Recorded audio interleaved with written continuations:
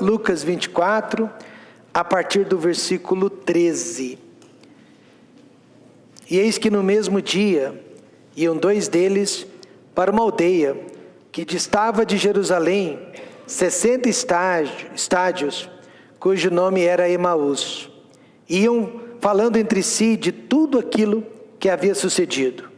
E aconteceu que indo eles, falando entre si e fazendo perguntas um ao outro, o mesmo Jesus se aproximou e ia com eles.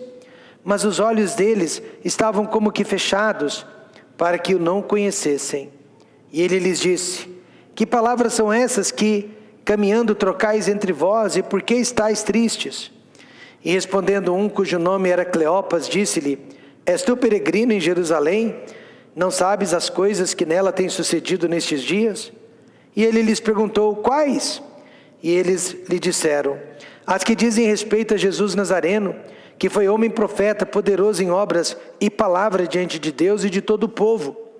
E como os principais sacerdotes e os nossos príncipes o entregaram à condenação de morte e o crucificaram. E nós esperávamos que fosse ele o que remisse Israel, mas agora sobre tudo isso, é já hoje o 3º dia desde que essas coisas aconteceram. É verdade que também algumas mulheres dentre nós nos maravilharam, as quais de madrugada foram ao sepulcro, e não achando o seu corpo, voltaram dizendo que também tinham visto uma visão de anjos, que dizem que ele vive. E alguns dos que estavam conosco foram ao sepulcro, e acharam ser assim como as mulheres haviam dito, porém a ele não o viram. E ele lhes disse: ó nécios e tardos de coração, para crer tudo o que os profetas disseram, porventura não convinha que o Cristo padecesse estas coisas e entrasse na sua glória? E começando por Moisés e por todos os profetas, explicava-lhes o que dele se achava em todas as Escrituras. E chegaram à aldeia para onde iam, e ele fez como quem ia para mais longe. E eles o constrangeram, dizendo: fica conosco, porque já é tarde, já declinou o dia. E entrou para ficar com eles. E aconteceu que, estando com eles à mesa, tomando pão, abençoou e partiu-o e lhe deu. E abriram-se então os olhos e o conheceram. E ele desapareceu-lhes. E disseram um para o outro: porventura não ardia em nós o nosso coração, quando pelo caminho nos falava e quando nos abria as Escrituras? Porventura não ardia em nós o nosso coração? Nesta manhã, por que a palavra de Deus não arde mais? Por que a palavra de Deus não arde mais em nós? Querido Deus eterno Pai, nós queremos que a palavra de Deus volte a arder dentro do nosso coração. A cada culto a Deus, nós queremos que a palavra de Deus queime dentro de nós. Nós queremos que a palavra de Deus queime dentro de nós durante a semana, enquanto, ó Pai, estamos fazendo o nosso devocional. E nós queremos que a palavra de Deus queime todas as vezes que estivermos na Tua casa ouvindo a palavra de Deus. Abençoe e fale conosco nesta manhã, para que a palavra de Deus volte a arder dentro de nós. No nome de Jesus, amém. Podem se assentar. Assim que Jesus Cristo foi crucificado, os seus discípulos, todos eles, perderam toda a esperança. A maioria deles voltou para a sua vida de antes. A maioria deles voltou para a sua profissão de outrora. Pedro, que fazia parte da liderança, foi o primeiro a voltar para o seu barco, a voltar para o mar. E porque ele era um dos líderes, então a maioria dos discípulos acabou seguindo o exemplo dele. Estamos vivendo momentos parecidos, você não acha? Parece que não há esperança para o nosso país. Parece que não há jeito para o Brasil. Parece que não há esperança para a nossa família. Problemas que estamos enfrentando com filhos, ou até mesmo problemas entre os cônjuges. Parece que não há esperança para a nossa igreja. Parece que nunca vamos sair do lugar. por alguma razão, estamos desanimados e esperando pelo pior. Várias pessoas já estão esperando pelo pior neste ano. Eu tenho que confessar que desde os meus 12 anos de idade, eu estou na igreja desde os 12 anos de idade, eu nunca vi as igrejas, eu estou falando em geral, tão desanimadas como nos dias de hoje. Eu nunca vi as igrejas tão desanimadas. E as causas são muitas, né? São variadas, mas a razão é uma só. A razão do desânimo é que a palavra de Deus não arde mais dentro dos nossos corações como uma vez ardia. Essa é a razão principal. As pessoas se perguntam, por que pessoas estão deixando de ir à igreja? Elas podem apresentar 1001 razões, mas a causa principal é porque a palavra de Deus não arde mais. Você vai fazer questão de estar na igreja se a palavra de Deus estiver ardendo, se a palavra de Deus estiver impactando. Mas ela deixa de impactar, ela deixa de arder e nós deixamos de ter razão para vir à igreja.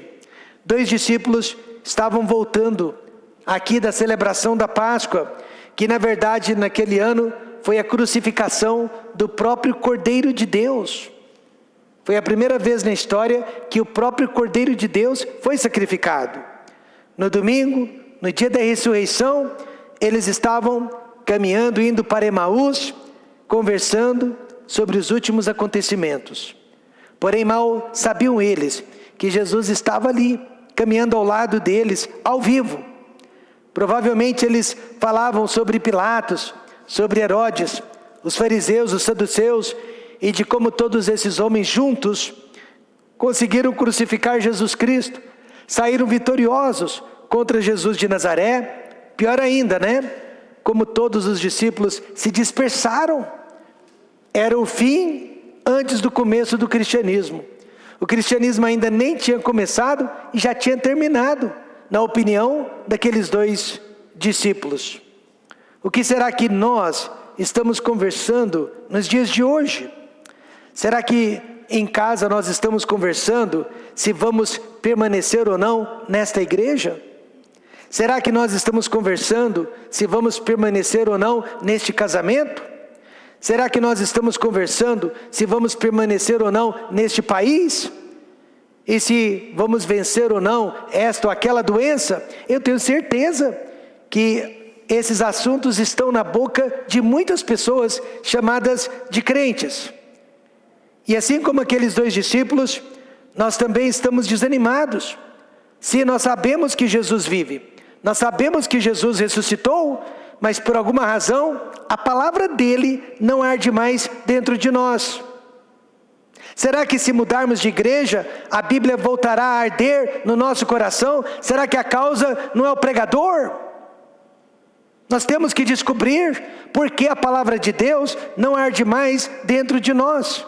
A boa notícia é que Jesus Cristo está nos vendo. Jesus Cristo está nos ouvindo. Ele sabe o que se passa dentro do nosso coração. Ele tem a solução para o nosso desânimo. No verso 17, ele pergunta, não precisava, ele sabia da resposta.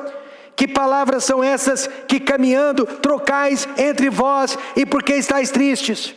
E nesta manhã ele quer saber que palavras são essas que vocês estão conversando às escondidas, entre 4 paredes, as portas fechadas, e por que vocês estão desanimados? Por que vocês estão tramando e planejando abandonarem a vida cristã? Sim, porque nós estamos tristes e desanimados, e porque nós estamos trocando palavras negativas entre nós. Porque, irmãos, a palavra de Deus não arde mais em nossos corações. 3 respostas tiradas do texto. Por que não andamos mais com Jesus? Em algum momento nós paramos de andar com Ele, mas o texto mostra que Ele nunca parou de andar conosco. E por que não falamos mais com Jesus? Nós não podemos jejuar se não estamos orando. E por que não ouvimos mais a voz de Jesus? Em primeiro lugar, irmãos, fechamos os olhos para a presença de Deus. Quantos acreditam que Deus está aqui? Mas fechamos os olhos para a presença dele. Verso 16 diz: mas os olhos deles estavam como que fechados para que não o conhecessem. Os olhos deles aqui se referem a 2 discípulos desconhecidos. Eles não faziam parte dos 12, eles não eram líderes, mas eles eram homens comuns, como eu e você. Eles eram pessoas simples dentro do discipulado. No entanto, seus olhos estavam fechados para com a presença de Jesus, que caminhava do lado deles. Não podemos esperar que Jesus se revele ao pastor da igreja, aos líderes da igreja, para que haja um avivamento espiritual no nosso meio. Na maioria das vezes, Ele vai se revelar, sabe para quem? Ele vai se revelar para os porteiros. Ele vai se revelar para os irmãos dos últimos bancos. Ele vai se revelar para aquelas pessoas com menos atuação dentro da igreja. Porque através da vida delas é que nós seremos tocados, nós seremos transformados. Amém, irmãos? Vocês esperam algo de especial da liderança, mas não esperam uns dos outros. E Deus sempre vai fazer algo de especial. Ele fez algo de especial na vida de 2 homens desconhecidos.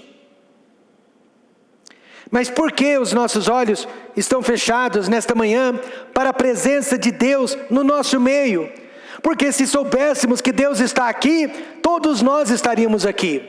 Se soubéssemos que Deus está agindo aqui, todos nós faríamos questão de estarmos presentes.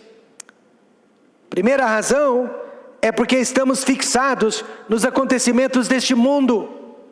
Você está aqui nesta manhã, mas você está pensando no que aconteceu na Venezuela. Você está aqui nesta manhã, mas você está pensando no ex-presidente que foi encarcerado, voltou para a prisão, mesmo depois de uma cirurgia delicada. Você está aqui nesta manhã, mas você está pensando como será a economia neste novo ano. Exatamente como aqueles 2 discípulos, eles iam falando entre si de tudo aquilo que havia sucedido. O assunto que estava dominando as suas mentes era a prisão, a condenação e a crucificação de Jesus. Eles se sentiam derrotados.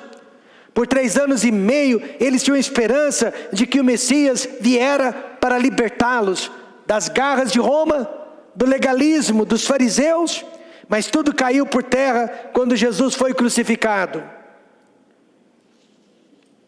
E como tudo aconteceu durante a celebração da Páscoa, muitos estrangeiros estavam em Jerusalém e testemunharam a crucificação de 3 malfeitores pelo Império Romano.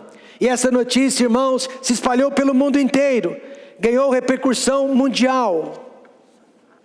O historiador Flávio Joséfos, que viveu no 1º século, mencionou que a crucificação de Jesus foi notícia no mundo inteiro. No mundo grego, no mundo judeu, no mundo árabe. Eram os 3 mundos da época. Haja vista que a sua obra literária, Antiguidades Judaicas, foi traduzida para o grego, bem como para o árabe. Então, quem realmente esteve em Jerusalém, naquela Páscoa, não falava de outra coisa. Mas Jesus, irmãos, Ele não quer que fiquemos fixados nos acontecimentos deste mundo.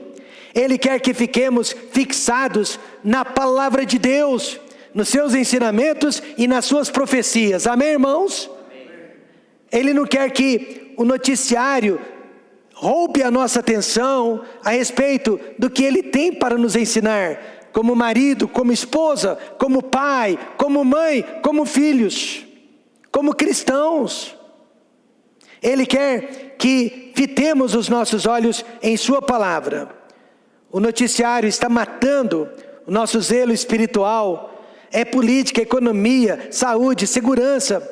Estão tomando o lugar que deveria ser só de Jesus Cristo no nosso coração.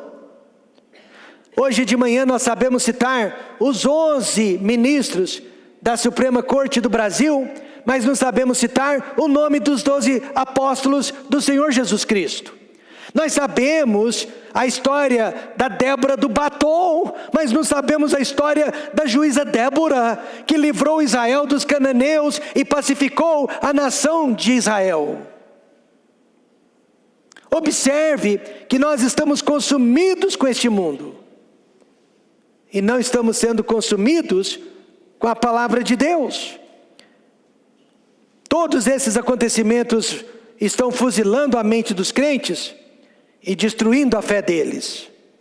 Mas 1 João 2,17 diz assim: e o mundo passa e a sua concupiscência, mas aquele que faz a vontade de Deus permanece para sempre. Aqueles 2 discípulos, ao invés de interpretar os acontecimentos do mundo à luz das Escrituras Sagradas, eles estavam interpretando os acontecimentos do mundo à luz da política. E é por isso que eles estavam desanimados, é por isso que eles estavam errados. Tudo que acontece ao nosso redor, nós devemos peneirar através da palavra de Deus. Por favor, pare de seguir o que está acontecendo com este mundo. Preste atenção ao que está acontecendo com você. O que está acontecendo com a sua casa, com a sua família. O que está acontecendo com seus filhos. E o que está acontecendo com a sua igreja. Além dos acontecimentos mundiais, nós também estamos perdendo a presença de Deus, porque estamos fixados nos nossos sentimentos. Quando não estamos prestando atenção ao que está acontecendo no mundo, nós estamos embrulhados nos nossos sentimentos, na nossa vontade e nas nossas emoções. Veja o verso 17. Que palavras são essas que, caminhando, trocais entre vós? Porque estáis tristes, porque vocês estão consumidos em seus sentimentos, fixados em suas derrotas. Sobre esta passagem, Carlos Spurgeon costumava dizer que quando 2 santos estão conversando a respeito de Jesus Cristo, Deus está no meio deles. Logo não serão mais 2, mas serão 3, amém, irmãos? Porque essas pessoas estão invocando a presença de Jesus. E foi isso que aconteceu no caminho para Emaús. Jesus se apresentou no meio deles. Ele encontrou 2 homens focados na tristeza ao invés da esperança. E o verso 17 deixa bem claro: Jesus caminha ao nosso lado, muitas vezes em silêncio, muitas vezes invisível, mas sempre do nosso lado, e sempre prestando atenção a tudo que nos sucede. Nós também, se prestarmos atenção aos nossos sentimentos, vamos sair de casa, vamos desmanchar o casamento, vamos sair do emprego, vamos sair da igreja, pior ainda, vamos abandonar a Deus. O sentimento, seja ele de tristeza, de dor, de raiva, de medo, precisa ser dominado e não seguido, dominado e não alimentado. Não peça para Deus tirar o desânimo e a tristeza do seu coração. Peça para Ele abrir os seus olhos para a presença dEle que está ao seu lado.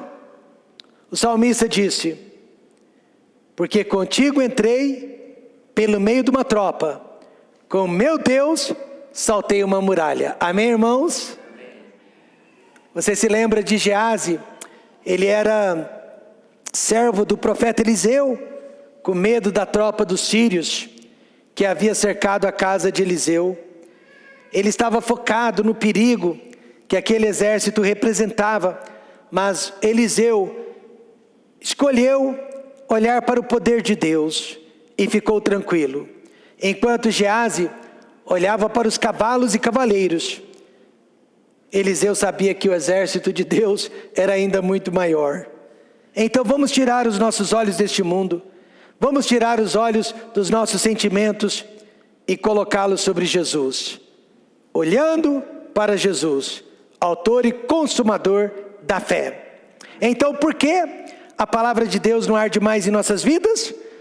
Porque nós tiramos os nossos olhos da própria presença de Deus e nós não estamos mais andando com Jesus. E a segunda razão, fechamos os olhos para o poder de Deus. Quantos acreditam que Deus é poderoso?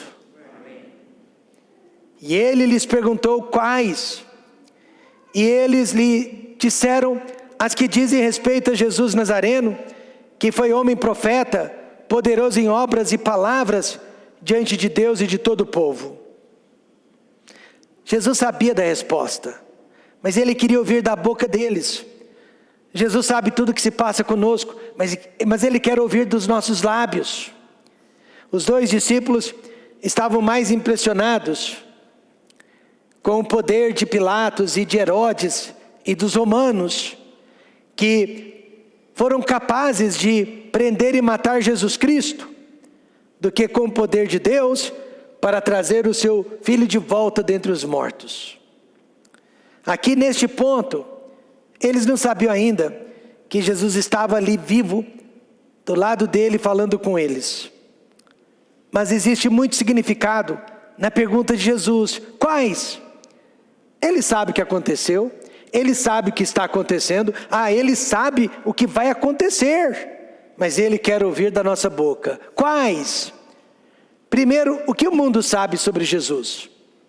O que o mundo sabe sobre Jesus? E respondendo um, cujo nome era Cleopas, disse-lhe: és tu só peregrino em Jerusalém, e não sabes as coisas que nela têm sucedido nestes dias? Às vezes, eu acho que Deus acha graça da nossa ignorância. Eu acho que Deus sorri da nossa burrice. Aqueles dois homens eram tão cegos, mas tão cegos, que não podiam reconhecer quem estava ao lado deles, falando com eles. O que eles sabiam sobre Jesus até aquele momento? Eles sabiam o seu nome e de onde ele viera. Eles sabiam que ele era um profeta. Eles sabiam também que ele era poderoso em obras e palavra. Eles sabiam que ele foi crucificado. Sabiam que ele prometeu redimir a Israel. E sabiam que outros haviam dito que ele havia ressuscitado. Mas, irmãos, o que está faltando no meio de todo esse conhecimento? Todos nós sabemos dessas coisas também, amém? Mas o que estava faltando no meio de todo o conhecimento? Fé, arrependimento de pecados e a verdadeira conversão. Todos concordam com esses fatos, mas nem todos vivem esses fatos. Os dois discípulos reconheceram que eles ainda não criam completamente, no verso 21, e nós esperávamos que fosse ele o que remisse a Israel. A igreja está cheia de pessoas que estão esperando para ver se realmente elas estão no lugar certo, esperando para ver se elas estão acreditando realmente na verdade, esperando para ver se Deus vai fazer alguma obra na vida delas. Elas estão esperando, e é por isso que elas estão tristes, e é por isso que elas estão desanimadas, porque elas têm esperança, mas elas não têm certeza. E ninguém vai chegar no final desta vida, ninguém vai chegar no final deste ano firme ao lado de Jesus Cristo, apenas esperando. Nós temos que ter certeza, e nós temos certeza nesta manhã de que Jesus Cristo está conosco. Nós temos certeza nesta manhã de que Jesus Cristo é poderoso. E é essa certeza que vai garantir a nossa permanência. Somente aqueles que têm certeza serão vencedores. E o que nós sabemos sobre Jesus? Jesus disse no verso 27, e começando por Moisés e por todos os profetas, explicava-lhes o que dele se achava em todas as escrituras. Se alguém quer conhecer a Jesus, só existe um lugar: a palavra de Deus. Nós não dependemos do que as mulheres disseram, nós não dependemos do que os outros discípulos disseram, nós dependemos do que o Velho Testamento disse, do que a Bíblia diz. Foi a resposta de Jesus, começando por Moisés e por todos os profetas. O seu nome completo: Senhor Jesus Cristo, ou Yeshua HaMashiach, Ele veio ao mundo para pagar por todos os nossos pecados. O verso 26 diz: convinha que o Cristo padecesse essas coisas. Ele venceu a morte e se encontra na glória ao lado do Pai. Verso 26, e entrasse na sua glória. Ele usa a palavra escrita de Deus para moldar as nossas vidas e cumprir a vontade dele em nós. Verso 27, explicava-lhes o que dele se achava em todas as Escrituras. Nesta manhã, de que lado você está? Você está do lado da fé, que coloca Jesus Cristo sempre em primeiro lugar, em todos os seus planos, em todas as suas decisões, em todas as suas atitudes? Ou você está do lado da incredulidade, que coloca Jesus em segundo plano? Esses dois discípulos, a caminho para Emaús, estavam do lado da incredulidade. Mas quando a palavra de Deus ardeu dentro deles, eles se mudaram para o lado da fé. Jesus mostrou que o problema não está na nossa mente. O problema está no nosso coração. Não era uma questão de conhecimento eles tinham, mas era uma questão de escolha pessoal. Você escolhe fechar os olhos para o poder de Deus ou abri-los. A tradição religiosa conta que o soldado que perfurou o lado de Jesus para saber se ele já havia morrido, se converteu a Jesus Cristo naquele mesmo dia. Diz a tradição que na hora que jorrou sangue e água do lado de Jesus Cristo, aquele sangue e aquela água espirraram nos olhos dele. Ele sofria de uma cegueira parcial, e na hora que o sangue e a água bateram nos seus olhos, ele foi imediatamente curado. Seus olhos se abriram. Foi ele quem disse: verdadeiramente este era o Filho de Deus. E ele abandonou a sua profissão de soldado, se tornou um discípulo. Mais tarde ele foi preso e torturado e morreu por causa de sua fé. Agora, é tradição religiosa. Nós não sabemos se isso realmente aconteceu, mas nós temos certeza que poderia ter acontecido. Amém, irmãos? Quem duvida deste milagre, quem duvida de qualquer milagre, não tem problema de conhecimento, mas tem problema de coração. O nosso coração, irmãos, jamais voltará a arder se os nossos olhos continuarem fechados para o poder de Deus. Jesus disse, e nós acreditamos: é-me dado todo o poder no céu e na terra. Amém, irmãos? Por que então a palavra de Deus não arde mais em nossas vidas? Por isso mesmo, fechamos os nossos olhos para o poder de Deus, para a presença de Deus. Nós não estamos andando mais com Jesus, nós não estamos falando mais com Jesus. E também, nós não estamos ouvindo mais a voz de Jesus. Fechamos os olhos também para a palavra de Deus. E ele lhes disse: ó nécios e tardos de coração, para crer tudo que os profetas disseram. Os dois discípulos, bem como nós, foram chamados de tolos, nécios, porque não estavam dando ouvidos à palavra escrita de Deus. Quem não presta atenção a este livro é um nécio, é um tolo. Certo irmão em Cristo me confessou que ele estava muito desanimado com relação aos cultos da igreja.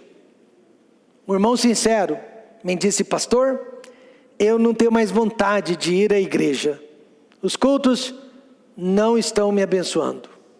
Acontece que ele tinha um filho com certo grau de hiperatividade. E por causa daquela criança, ele ficava nos últimos bancos ou no mezanino. Mas ainda assim, na opinião dele, o problema estava com a igreja. Então eu lhe fiz uma sugestão, eu disse: irmão, que tal se você e sua esposa revezassem? Ora você vem para o primeiro banco, e ela fica com a criança, e ora você fica com a criança e ela vem para o primeiro banco. Vamos ver o que acontece. E ele aceitou a minha sugestão. E em menos de 3 semanas, ele veio para mim e disse: pastor Rômulo, a palavra de Deus voltou a queimar dentro do meu coração. Não adianta você querer que a palavra de Deus queime dentro do seu coração, se os seus olhos estão fechados para a palavra de Deus, quer seja na igreja, quer seja em casa, há barulhos, há distrações. Porventura não ardia em nós o nosso coração, quando pelo caminho nos falava e quando nos abria as escrituras? Meus amados irmãos, se é a palavra de Deus e se você está ouvindo, o seu coração vai queimar. Mas você precisa estar ouvindo, porque quando a palavra de Deus não está mais queimando, é sinal de que estamos desanimados. Nós vamos parar, é sinal de alerta, é de perigo. Que possamos pensar e sentir como salmista. Veja o que ele disse: considera como amo os teus preceitos, como amo a tua palavra. Vivifica-me, ó Senhor, segundo a tua benignidade. Não existe morte espiritual para quem ama a palavra de Deus. Amém? Não existe morte espiritual para quem ama a Bíblia. Conclusão: por que a palavra de Deus não arde mais dentro de nós como antigamente? Porque fechamos os nossos olhos para a presença de Deus. Quantos acreditam de verdade? Deus está aqui. Amém. Ele está. E por que nós fechamos os nossos olhos para o poder de Deus? Não há nada impossível para o Senhor. Tudo que Deus tem nos dado, tudo que temos realizado, se você não vê milagre nisso, você não sabe então o que é milagre. E por que fechamos os olhos para a palavra de Deus? Deus está aqui, Deus está operando milagres. Deus fala conosco por meio de sua palavra. Deus sabe que eu não faço comparações, mas eu faço parte de um grupo de 150 pastores. E eu vejo as reclamações desses pastores, eu vejo a luta desses pastores, eu vejo os obstáculos pelos quais esses pastores estão passando. E eu olho para a nossa vida e falo: Deus, eu não tenho direito de reclamar. Amém, irmãos? Eu não tenho direito de reclamar.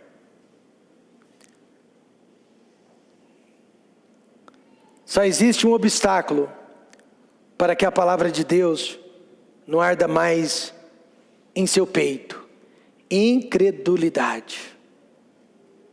Paulo disse de sorte que a fé é pelo ouvir, e o ouvir pela palavra.